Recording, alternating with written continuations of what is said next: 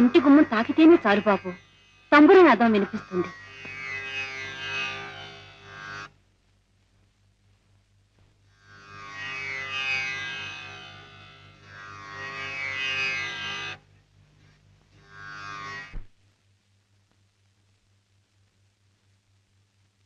ఆ 4 గోడల మధ్య ఎక్కడడుగు పెట్టినా సప్తస్వరాలు వినిపిస్తాయి బాబు.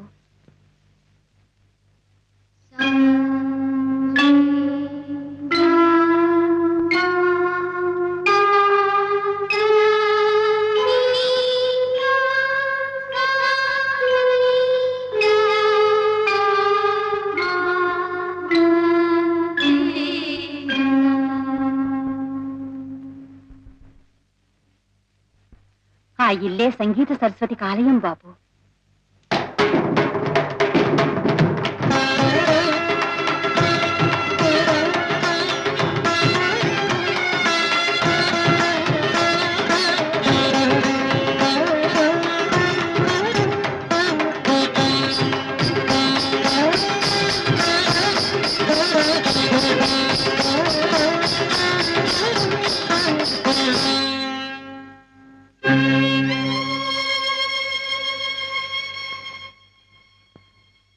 నమస్కారం అండి.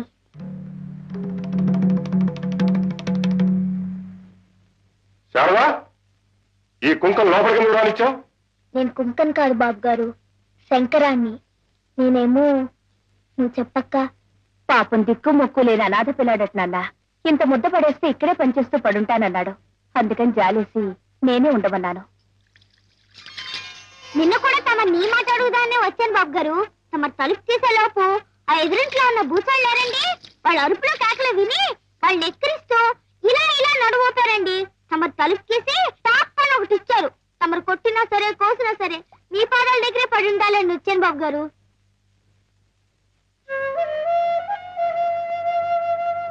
నా చిన్న పొట్ట కదండి, ఎక్కువ తినండి. ఇంతేనండి, మీకు అన్ని పనులు చేసి పెడతానండి. మీ పంచులు ఉతుకుతాను, నాకు మంత్రపుష్పం కూడా వచ్చండి. మీరు పూజ చేసుకునేటప్పుడు నేను చదువుతానండి. ఏమండి, మీరు స్నానం చేసేటప్పుడు మీ వీపు మీకు అందదు కదండి, అది కూడా నేను చదువుతానండి.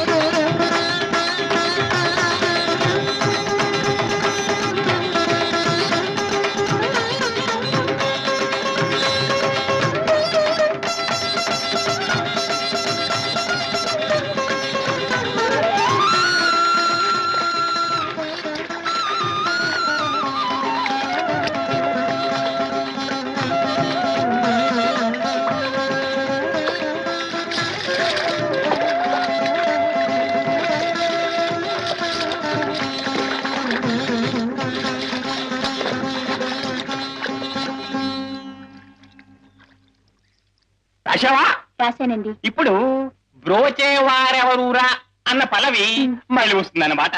అది మీ ఇంట్లో రికార్డులు అవి చాలా ఉన్నాయి కదా? ఉన్నాయండి. ఈ కీర్తన ఎప్పుడైనా విన్నావా? విన్నాను మాస్టారు. ఎలా విన్నావో పాడు. బ్రోచేవారెవరురా నిను వినా రఘువరా. ఆపే అదే మీకు నాకు ఉన్న వ్యత్యాసం. పూర్వం ఎప్పుడో పడవల్లో ప్రయాణం చేసేటప్పుడు పాడిన పాటను కట్టిన రాగం ఉన్నది. ఇప్పుడు బస్సులు, రైళ్లు, విమానాలు, రాకెట్లు, జాకెట్లు, జట్లు అన్ని వచ్చేసాయా? స్పీడు, లోకమంతా స్పీడే. మన దైనందిన జీవితంలో ఎలా అయితే స్పీడ్ వచ్చిందో అలాగే సంగీతంలో కూడా రావాలి. ఈ విషయంలో నేను చాలా ప్రయోగాలు చేశాను. కొత్త రాగాలు కనిపెట్టాను, కట్టాను. నిజానికి నాలాంటి మేధావి దగ్గర నువ్వు సంగీతం నేర్చుకోవడం అనేది నీ అదృష్టమే అనుకో. ఇంతకన్నా విషయంలో నేనేం చెప్పలేను. ఈ పాట అసలు ఎలా పాడాలంటే, ఎలా పాడాలండి? బ్రోచేవారెవరురా నిను వినా రఘువరా, నన్ను బ్రోచేవారెవరురా నిను వినా తట రఘువర తట నీ చరణం భుజములనే విడదాల కరుణ లబ్రోంచేవరెవరురా ఓ చతుర నానా త్రివందిత నీకు పరా కేలనయ్య ఓ చతుర నానా త్రివందిత శంకరభరణం గారా రండి రండి. ముఖ్యంగా మీలాంటి ఛాందసులు నాలాంటి మేధావులు చేస్తున్న ఈ ప్రయోగాలు తప్పకుండా వింతీరాలి. అక్షరాల్ని నీ ఇష్టం వచ్చినట్టు విరిచేసి భావాన్ని నాశనం చేయడమేనటయ్యా ప్రయోగం.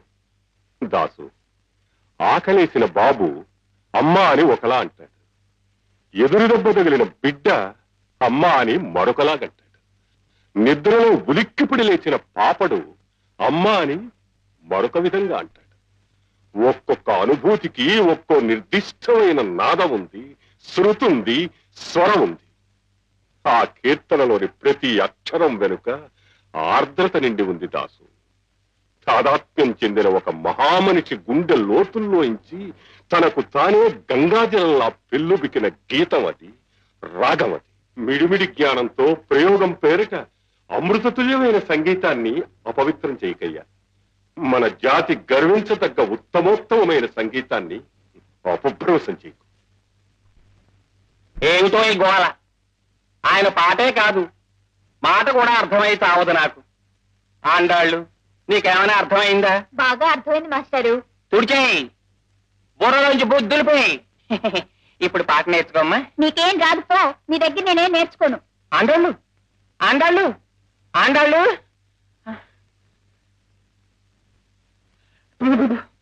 బ్రోచేవారెవరు? బాబు గారు, ఇందాక మీరు ఆ లాల్చీ మాస్టర్తో అన్న మాటలన్నీ అర్థమయ్యాయి, కానీ ఆ ఒక్క ఆర్ద్రత అనే మాటే అర్థం కాలేదు బాబు గారు. ఈ ఆర్ద్రత అంటే ఏమిటి బాబు గారు? అది భాషకు అందని భావమురా, మనస్సును ద్రవింపచేసే భావన. అలాగా? అయితే ఆ మాస్టర్ పాటలో ఆర్ద్రత లేదా అండి? ఆర్ద్రత కాదు, ఎగతాళుంది, వెక్కిరింపుంది. ఆ రాగం ఆలాపిస్తే రాళ్లు కరిగి ప్రవహించాలరా. సంగీతం అన్నది ఒక వరం, భగవద్దత్తమైన శక్తి. దాన్ని అలా నవ్వులు పాలు చేయడం మహాపాతకం రా. అంటే బ్రోచేవారెవరురా అనకూడదన్నమాట అండి. అనకూడదు. ఆ కీర్తన ఆలాపించే పద్ధతి అది కాదు. శారదా, శారదా, బాబాయ్ నాన్న ఇంట్లో లేడమ్మా? బయటికి వెళ్ళారు బాబాయ్, వచ్చేస్తారు, కూర్చోండి. కూర్చోడానికి టైం లేదమ్మా. ఇదిగో నువ్వు అర్జెంటుగా బట్టలు సర్దేసుకో. ఎందుకు బాబాయ్? నేను మీ పిన్ని అన్నవరం వెళ్తున్నావమ్మా. తాను ఏదో మొక్కు ఉందట, నువ్వు మాతో పాటు వచ్చి ఆ పుణ్యక్షేత్రంలో స్వామిని దర్శించుకుంటే ఆ కళ్యాణ్ గడి ఏదో ముందుకు తోసుకొస్తుందని నా ఆశా తాపత్రయమును. బయలుదేరమ్మా, బయలుదేరు. నాన్న నువ్వు మాట అడిగి. నాన్నేమిటి మా నాన్న? ఓ ఊరు వంటలు ఒక వేడుగా చూపించడు, ఓ అత్తడా లేదు ముత్తడా లేదు. వాడేమన్నా అన్న మా నాన్న అయోమయ మనిషి వాడును. అది కాదు బాబాయ్, మీరు నాన్నగారితో చెప్పి తీసుకువెళ్తే మంచిదేమోనని. చెప్తానమ్మా, చెప్తాను. ఏ మీ నాన్నంటే నాకు భయమా? తల తీసి మొలేస్తాడా? నీ చిన్నతనం నీకు గుర్తుందో లేదో? మీ నాన్న నేనంటే వణికిపోతూ ఉండేవాడు. నాతో ముఖంలో ముఖం పెట్టి మాట్లాడేవాడు కాదు. ఆ ద్వారబంధాల వంక, గడపల వంక, వాటి వంక చూసి మాట్లాడిపోయేవాడు. తలెత్తి మీ కేసు చూస్తే మీరు భయపడతారని. నోరు మీరే అధిక ప్రసంగి. చీరేస్తాను రోయ్. అయ్యగారు, ఏరా ఆటలుగా ఉందా పింజారు పెదవా? చెవులు ఎక్కడ జాగ్రత్త. మీరేనండి అయ్యగారు. రాని రాని సాకులో పెట్టి కడిగేస్తాను. శారదని మాతో ఊరికి పంపించమని నోరు తెరిచి అడిగితే కాదనే ధైర్యం వాడికి. ఏ ఊర్రా? నేను మీ మరదలో అన్నవరం పెడుతున్నాం వాయ్. శారదని మాతో పంపించకపోతే నా మీద ఒట్టే. శారద బట్టలు తట్టుకో.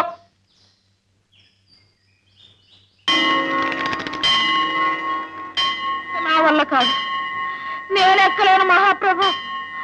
రే కావుడా, నాకు ఆయాసం వస్తుందిరా. బాగుంది. రోజులు వచ్చి మధ్యలతో మొరబెట్టుకున్నట్టు నీకు ఆయాసం వస్తుందని నాకు చెప్పు. నాకు నీరసం వచ్చేస్తుంటాను. పరగడుపున కొండెక్కితే పుణ్యం వస్తుందని కాఫీ నీళ్ళైనా తాకుండా చెవు పుచ్చుకు లాక్కొచ్చావు కదా. ఎక్కవే, ఎక్కువ. సత్యనారాయణ ప్రభు, ఒరే నిన్నేరా? నన్న సత్యనారాయణ ప్రభు ఊరే అంటే దేవుణ్ణి ఏమో అనుకున్నా. అయ్యో, అపచారం. ఏమిటి మరచెంబు తీసి కాసి నీళ్ళు ఎవరా గొంతు తడుపుకుంటాను.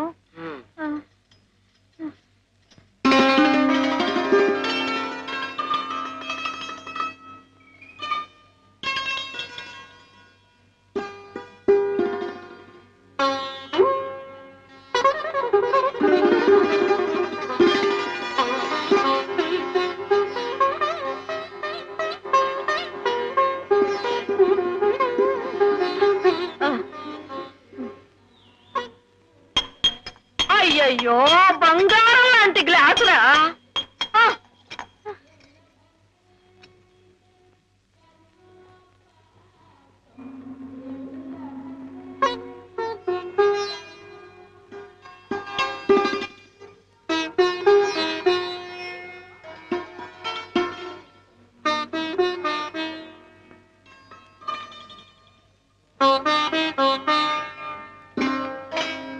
థ్యాంక్స్ అండి.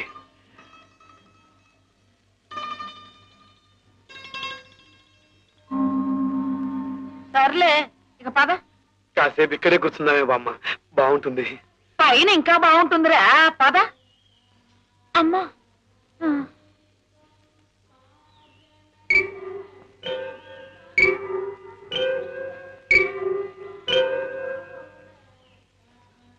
ఒరేయ్, నాకు మళ్ళీ ఆయాసం వస్తుందిరా.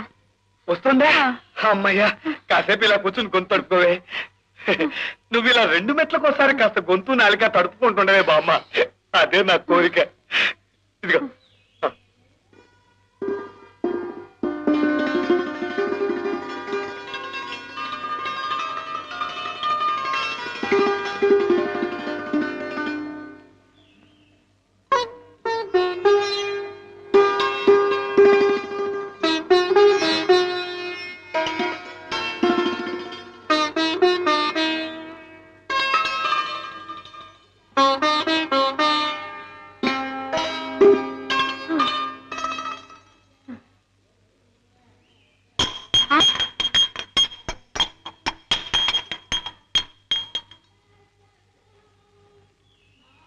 అంత చదువులేమిట్రా నీవి? అది నేను కాపురానికి వస్తున్నప్పుడు మా పుట్టింటి వారు ఇచ్చిన ఆస్తి. ఆ బుజ్జిముండని ఎన్నాళ్ళు నా ప్రాణంతో సమానంగా చూసుకుంటున్నాను. ఎన్ని చొట్టలు పడిపోయాయో ఏమో.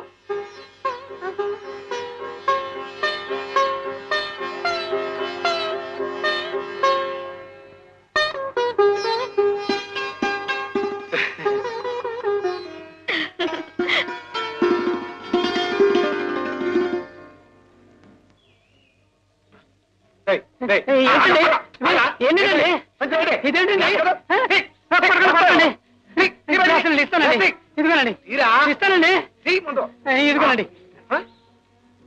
ఎంతున్నావు లేదో అమ్మా.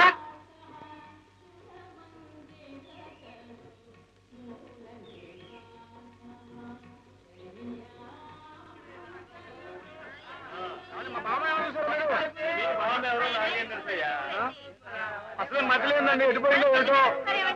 అయ్యో బామా, వెనవెనగా నిలబడండి. వెనక్కి జరుగు బాబు. బామా, బామా చెప్పారండి.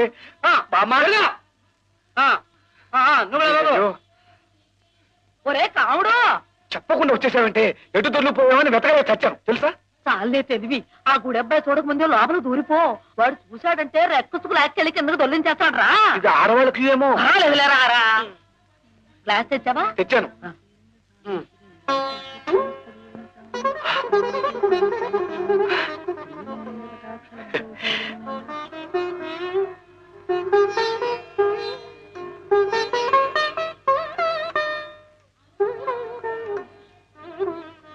నడవండి, నడవాలమ్మా, నడవాలి.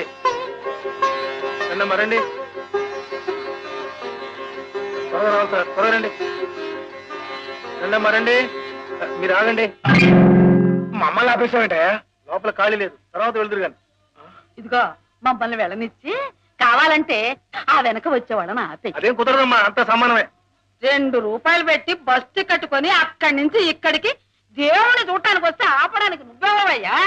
ఇదిగో చూడు, నేనేం సామాన్యురాలు అనుకుంటున్నావా? కాకినాడలో గుండువారు అబ్బాయిలేడు, హెడ్ కానిస్టేబుల్ అయ్యా తెలీదు నీకు గుండోడు అబ్బాయి మేనల్లుడే నువ్వు లోపలికి రా, లోపలికి రా. ఉండమ్మా మీరు ఉండండి. నీ పుణ్యమా అంటూ స్వామి దర్శనం చక్కగా జరిగింది. నాకు కూడా తృప్తి ఉంది. అమ్మాయి నీకు ఎలాగైందమ్మా? బాగానే జరిగింది బాబాయ్. ఆ, సరే ఇదిగో మీరు ఇక్కడ కూర్చోండి, నేను వెళ్ళి ప్రసాదం తీసుకొస్తాను. అలాగే మీరెందుకు బాబాయ్, నేను వెళ్ళి తీసుకొస్తాగా. తీసుకొస్తావా? మా అమ్మాయి మా తల్లి. ఇదిగో తీసుకెళ్ళి పట్రా ఇక్కడ కూర్చుని ఉంటాం, పట్రా. ఆ.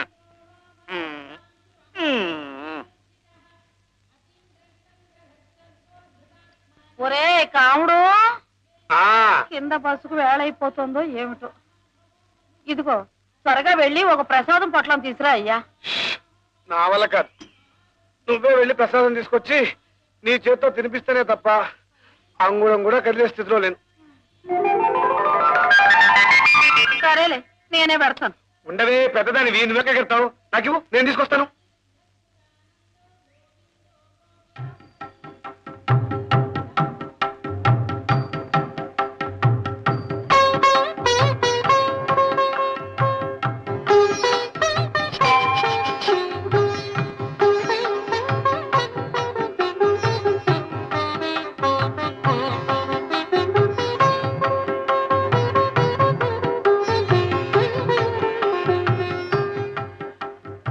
నాలుగు పొట్లాలు ఇవ్వండి.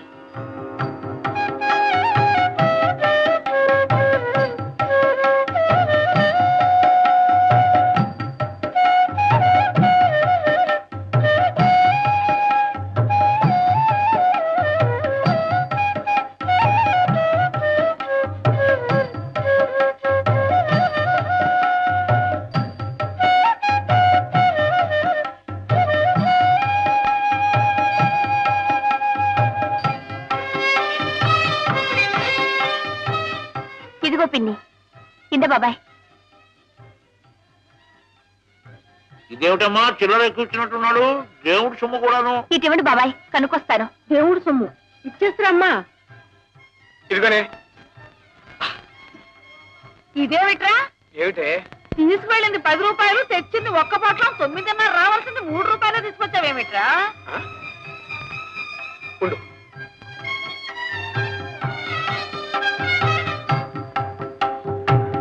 నా- నా నా కారు కారున్నర ఇచ్చారండి. ఎత్తుకొచ్చారండి. మీరు చూసుకోండి అయ్యా, నాతో చెప్పడం దేనికి?